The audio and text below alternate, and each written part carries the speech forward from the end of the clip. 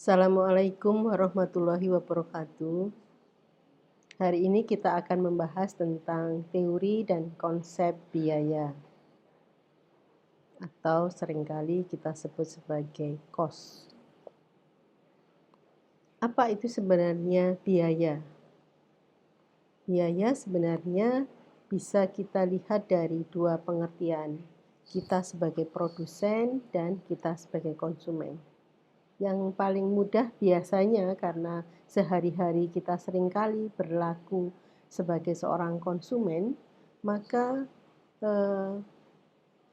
biaya itu seringkali kita pakai sebagai bahan untuk melakukan percakapan sehari-hari. Misalkan, kenapa kamu nggak jadi ikut pelatihan? Nggak jadi biayanya mahal. Atau kenapa kok kamu tidak jadi membeli sesuatu begitu, atau tidak pergi ke tidak jadi membeli barang tersebut? Oh, harganya mahal. Jadi kadang-kadang kita menggunakan kata-kata harga, tapi juga bisa seringkali kita menggunakan kata-kata biaya. Nah, kalau kita mengatakan bahwa ada satu barang, sebentar saya tak cari barangnya ya. Oke, di sebelah saya ada barang. Katakanlah ada cangkir ini. Cangkir ini dijual dengan harga Rp25.000. Pertanyaannya adalah, apakah harga cangkir yang Rp25.000 itu merupakan biaya bagi konsumen? Ternyata tidak, karena konsumen untuk mendapatkan cangkir ini tidak hanya mengeluarkan uang untuk membeli cangkir ini di toko, tetapi juga mengeluarkan pengorbanan-pengorbanan lain.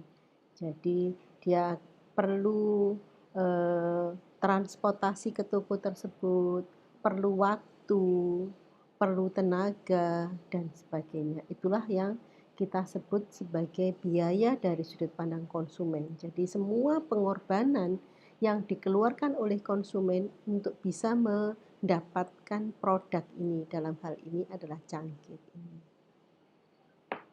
Contoh lain, misalkan kalau saudara ditanya, berapa sebenarnya biaya untuk saudara kuliah di UNER?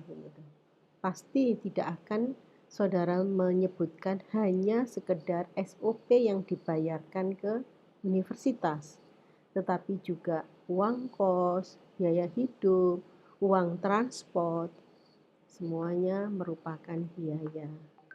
Sehingga nanti pada saat kita membicarakan konsep biaya ini untuk pelayanan kesehatan, maka ingat bahwa biaya itu tidak hanya uang yang dibayarkan pasien ke rumah sakit atau ke pemberi layanan kesehatan, tetapi juga waktu tunggu yang lama, kemudian tenaga yang terbuang, berarti productivity loss dari pasien tersebut. Itu semua adalah biaya, karena semuanya itu kalau diuangkan merupakan pengorbanan yang dikeluarkan oleh konsumen untuk mendapatkan sebuah produk. Nah, sekarang bagaimana dengan biaya dari sudut pandang produsen? Karena produsen ini sifatnya atau fungsinya adalah menghasilkan produk. Di dalam menghasilkan produk itu perlu proses produksi, jadi mulai dari input, proses, dan produk. Kalau kita berbicara kembali masalah cangkir ini, maka inputnya adalah mungkin bahan bakunya keramik, cat, kemudian juga macam-macam mesin, gedungnya, tenaganya. Itu semua adalah faktor produksi atau resources yang digunakan sebagai input untuk diproses produksi dalam pabrik menjadi menghasilkan produk. Nah, sehingga yang disebut biaya dari sudut pandang produsen adalah nilai dari input tadi. plus proses produksinya itu kalau diuangkan maka akanlah menghasilkan sebuah nilai rupiah, dan itu yang disebut sebagai biaya dari sudut pandang produsen. Untuk seterusnya, karena kita nanti akan berbicara masalah biaya produksi, maka yang kita bicarakan adalah biaya dari sudut pandang produsen saja. Sedangkan biaya dari sudut pandang konsumen tidak kita bicarakan saat ini. Jadi kita hanya membicarakan biaya dari sudut pandang produsen. Kalau di dalam pelayanan kesehatan, maka untuk menghasilkan pelayanan kesehatan, contoh di salah satu pelayanan kesehatan, apakah klinik atau rumah sakit atau puskesmas, perlu input. Inputnya apa? Gedungnya, alat-alat kesehatannya, alat-alat non kesehatan, kemudian tenaga kesehatan, tenaga non kesehatan, bahan habis pakai medis, bahan habis pakai non medis, semua resources yang ada di pelayanan kesehatan itu untuk kemudian diproses supaya bisa melakukan pelayanan pada pasien, itu semua kalau diuangkan itulah yang disebut sebagai biaya. Nah, nanti kita akan membahasnya sebagai biaya produksi.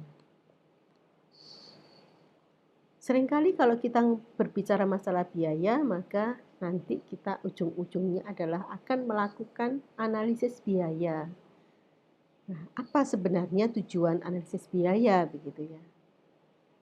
Tujuan analisis biaya dulu seringkali hanya difikirkan tentang menghitung tarif.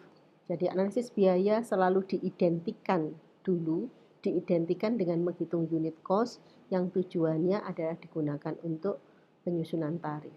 Padahal tidak, tujuan analisis biaya itu banyak sekali. Memang salah satunya dipakai untuk melakukan perhitungan unit cost untuk menyusun tarif.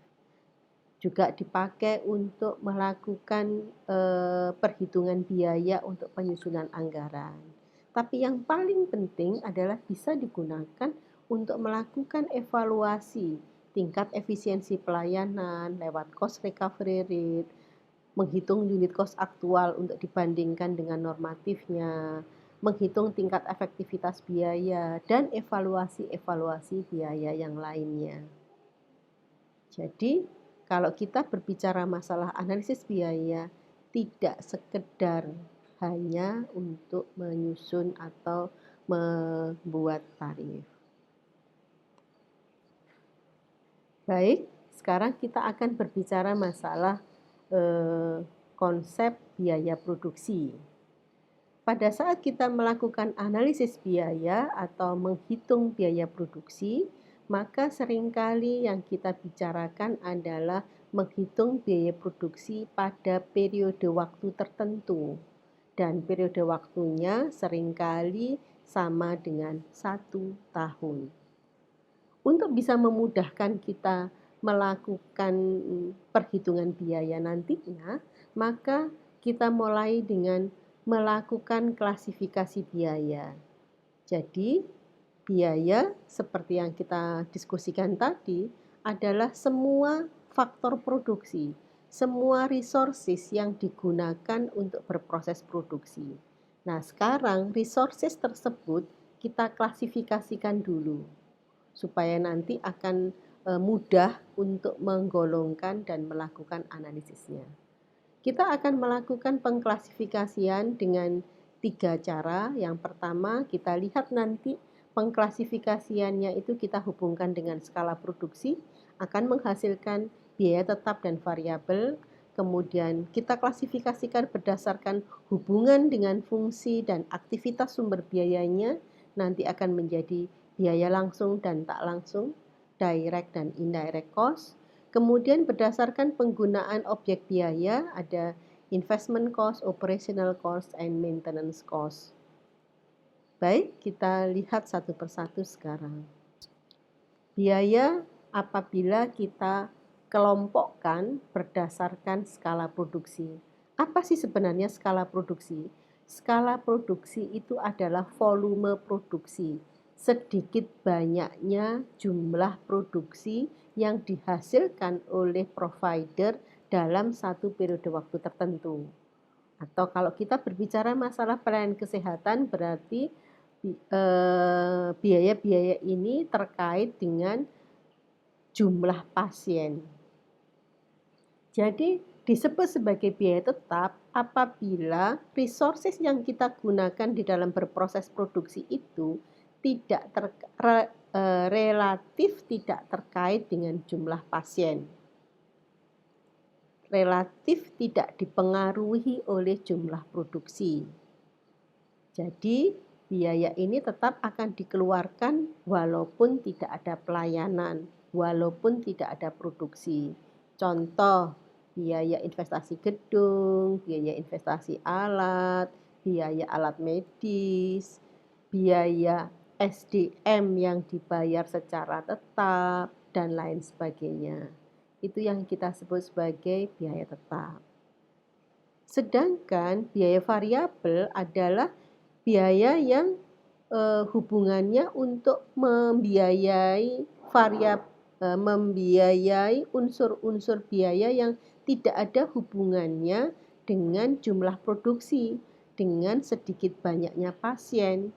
Misalkan biaya obat, biaya makanan, biaya alat tulis kantor, biaya pemeliharaan.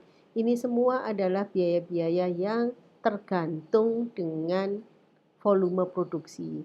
Kalau volume produksinya banyak, jumlah pasiennya banyak, biayanya akan semakin banyak. Kalau tidak ada pasien, tidak ada produk yang dihasilkan, maka kita tidak perlu mengeluarkan biaya-biaya ini. Yang kedua, biaya apabila kita lihat dari fungsi dan aktivitas sumber biaya. Kita mengenalnya sebagai direct cost dan indirect cost. Kalau tadi fixed cost dan variable cost, kalau sekarang direct cost dan indirect cost. Disebut sebagai direct cost itu adalah biaya yang digunakan secara langsung di dalam proses produksi. Menurut Hansen and Mowen, biaya langsung itu terdiri dari dua saja. Jadi kalau Hansen and Mowen hanya membuat dua saja, yaitu biaya gaji pegawai langsung dan bahan habis pakai langsung. Nah, yang kita sebut sebagai gaji pegawai langsung itu siapa? Kalau di dalam pelayanan medis, pelayanan kesehatan ya berarti gaji pegawai medis dan keperawatan yang melakukan proses produksi langsung di situ. Tapi kalau kita berbicara masalah misalkan tadi pabriknya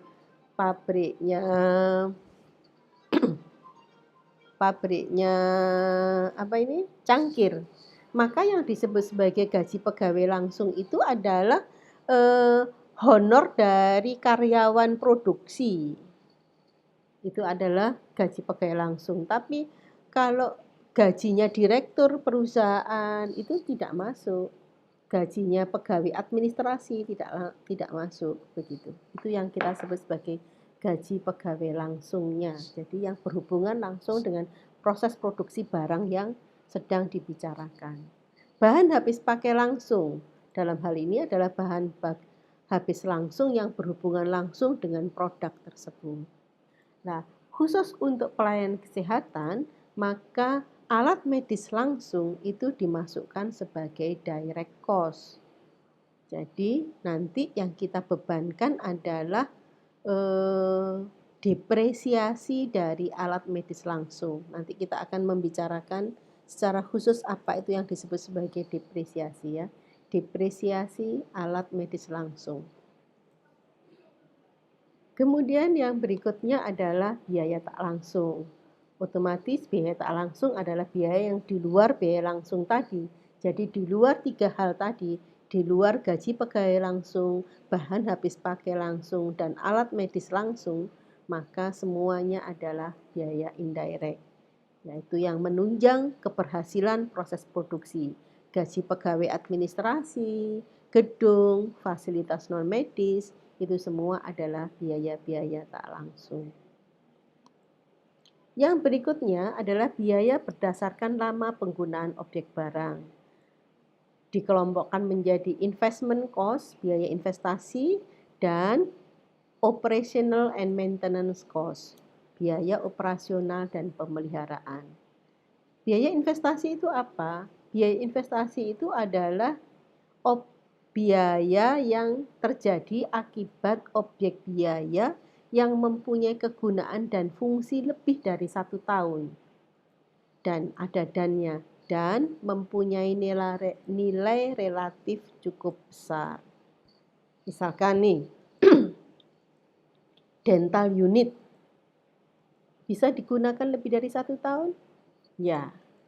Harganya mahal? Ya. Maka dental unit itu masuk sebagai investment cost. Gedung rumah sakit bisa digunakan lebih dari 1 tahun? Ya. Harganya mahal? Ya. Maka gedung masuk sebagai investment cost. Pertanyaan berikutnya adalah berapa besar biaya atau nilai yang relatif cukup besar tadi? Karena kalau kita berbicara ini tidak ada batasannya, maka kalau saya berbicara masalah penggaris misalkan, penggaris itu kalau orang yang menggunakan sangat teliti, habis dipakai disimpan lagi, pasti penggaris itu juga bisa digunakan lebih dari 1 tahun. Tapi kalau saya seminggu hilang ya. Jadi kalau yang cukup rapi begitu dia pakai, nah berarti kan dia lebih dari 1 tahun. Tetapi penggaris itu nilainya immaterial, tidak terlalu besar, sehingga penggaris itu tidak boleh dimasukkan sebagai biaya investasi. Sehingga pertanyaan saya tadi adalah berapa batasan sebuah nilai barang dianggap sebagai cukup besar kalau barang atau objek biayanya itu sudah masuk kategori mempunyai fungsi lebih dari 1 tahun. Nah, ternyata karena kata-katanya ada bunyinya relatif, maka ini sangat tergantung pada kebijakan finansial dari organisasi tersebut. Biasanya tergantung pada besarnya organisasi itu. Misalkan kalau saya ini punya perusahaannya adalah perusahaan apa itu? Tusuk gigi, pabrik beting ya. Tusuk gigi. Saudara punya perusahaannya adalah perusahaan pesawat terbang. Otomatis nilai bagi saya uang 1 juta itu adalah sangat besar untuk perusahaan tusuk gigi. Tapi bagi saudara, mungkin yang perusahaan pesawat terbang 1 juta bukan apa-apa. Sehingga itulah sebabnya nanti kebijakan finansial dari organisasi itu yang menetapkan bahwa disebut sebagai biaya investasi apabila nilainya minimal sekian begitu. Saya punya pengalaman ya pada saat mendampingi satu rumah sakit untuk melakukan proses analisis biaya. Kemudian setelah selesai saya tanya, loh ini kok alat A, alat B kok enggak ada gitu. Loh kita punya Bu, tetapi harganya hanya 15 juta. Harga alat tersebut hanya 20 juta. Jadi tidak masuk sebagai biaya investasi. Karena kebijakan kami menetapkan bahwa disebut sebagai barang investasi itu kalau harganya 25 juta ke atas. Usut punya usut ternyata rumah sakit tersebut adalah rumah sakit BUMN yang milik BUMN di mana BUMN-nya bergerak di bidang pupuk yang cukup besar sehingga memang kebijakannya mengambil dari perusahaan induk. Sehingga setelah itu direksi rumah sakit membuat kebijakan baru yang sesuai dengan kondisi rumah sakitnya dan menetapkan kalau nggak salah pada waktu itu nilai untuk investasi yang dianggap besar adalah 5 juta. Itulah sebabnya di sini ada kata-kata relatif jadi tergantung pada organisasinya. Baik, karena biaya investasi ini adalah biaya yang terjadi dan digunakan untuk objek biaya yang mempunyai fungsi lebih dari 1 tahun, padahal kita ini menghitung biaya produksi untuk kurun waktu 1 tahun, maka pembebanan biaya investasi ke biaya produksi itu tidak boleh sebesar nilai beli dari harga barang tersebut, karena tidak fair. Barang objek biaya yang bisa digunakan bertahun-tahun tetapi dibebankan untuk 1 tahun saja biayanya full, nggak fair. Sehingga kita membebankan biaya investasi ke biaya produksi itu hanya sebesar biaya depresiasinya atau sebesar biaya investasinya atau sebesar biaya investasi yang disetahunkan. Nah, pada saat kita membebankan itu, maka kita perlu informasi tentang jumlah, harga satuan masing-masing jenis barang investasi, umur ekonomi barang tersebut, lama pemakaian, tingkat inflasi, dan seterusnya. Nanti saudara bisa membaca tentang perhitungan biaya depresiasi ya. Karena biaya depresiasi atau biaya penyusutan itu metodenya banyak sekali. Metodenya banyak sekali. Ini adalah contoh biaya investasi, nilai bangunan, nilai kendaraan, nilai peralatan medis, peralatan rumah tangga, semuanya ini yang barang-barangnya semuanya bisa digunakan lebih dari 1 tahun dan mempunyai nilai cukup tinggi. Nah, bagaimana cara menghitung biaya depresiasi dari semua nilai-nilai ini? Maka kita bisa menggunakan berbagai metode. Metode yang paling mudah dan paling banyak digunakan sebenarnya bukan metode AIC, tetapi nama metodenya adalah metode straight line, metode garis lurus. Tapi metode garis lurus itu kemudian ada yang memperbaiki dengan menggunakan AIC ini. Jadi nanti saudara tidak usah bingung, yang penting adalah konsistensi. Oke, apa itu metode garis lurus? Jadi sebenarnya metode garis lurus itu hampir sama dengan metode AIC, tetapi tanpa menambahkan konsep biaya tambahan untuk biaya inflasinya. Jadi kalau garis lurus AIC, metode garis lurus itu biaya depresiasinya hanya IIC dibagi dengan L, di mana IIC itu adalah biaya investasi awal atau nilai jual awal, kemudian nilai harga beli awal, sedangkan L itu adalah perkiraan masa hidup investasi. Jadi kalau misalkan kita berbicara garis lurus tadi, misalkan nih kita berbicara masalah dental unit, harga dental unit 200 juta, perkiraan masa hidup investasinya 10 tahun, maka biaya depresiasi untuk dental unit tersebut adalah 200 juta dibagi dengan 10. Gitu saja, itu adalah garis lurus. Nanti saudara akan melihat di beberapa reference bahwa metode depresiasi itu ada straight line, ada double decline balance, ada sum of the year digits, ada macam-macam yang semuanya ada keuntungan dan kerugian masing-masing atau kelebihan dan kekurangan masing-masing. Tapi tadi yang paling sering digunakan adalah straight line. Kemudian biaya depresiasi itu adalah biaya yang secara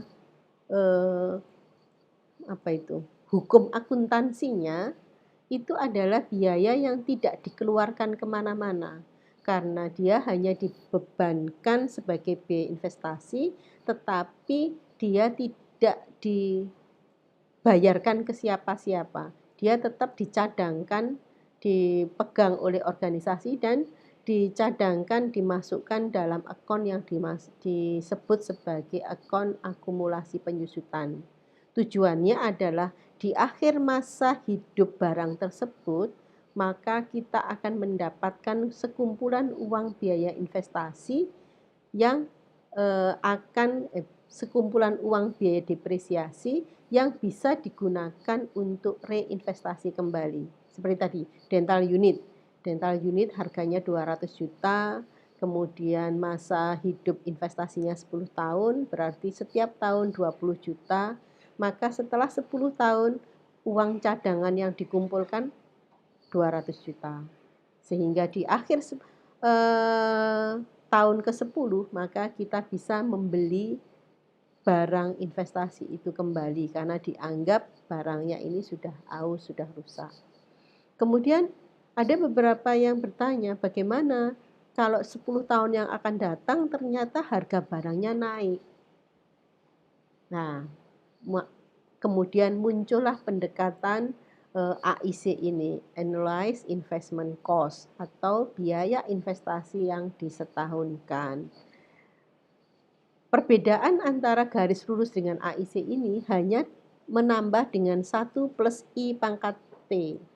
Jadi ini sama awal atau nilai awal barang, L-nya adalah perkiraan masa hidup, kemudian harga awal barang ini dikalikan dengan 1 ditambah I ini adalah tingkat inflasi dan T ini adalah masa pakainya. Jadi dengan menggunakan rumus ini, maka biaya depresiasi yang dihasilkan dari tahun ke tahun itu akan semakin besar.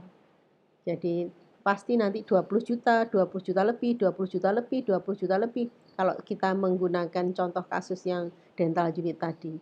Sehingga dengan menggunakan rumus ini maka AIC yang didapatkan selama 10 tahun akan melebihi harga awal dari barang tersebut. Jadi kalau tadi dental unitnya 200 juta, pasti uang yang dikumpulkan selama 10 tahun dengan rumus AIC ini akan melebihi 200 juta. Sehingga bisa digunakan untuk membeli barang yang sama apabila harga barang tersebut naik. Itulah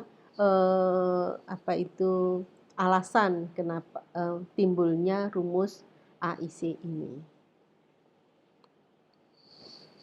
Yang berikutnya adalah biaya operasional dan pemeliharaan.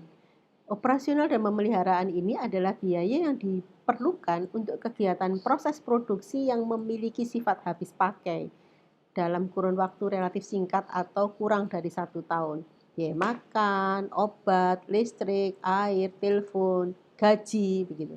Jadi meskipun untuk membayar gaji pegawai itu butuh biaya yang sangat besar, katakanlah ratusan juta, tapi biaya pegawai itu tetap merupakan biaya operasional karena gaji yang kita keluarkan itu adalah habis pakai.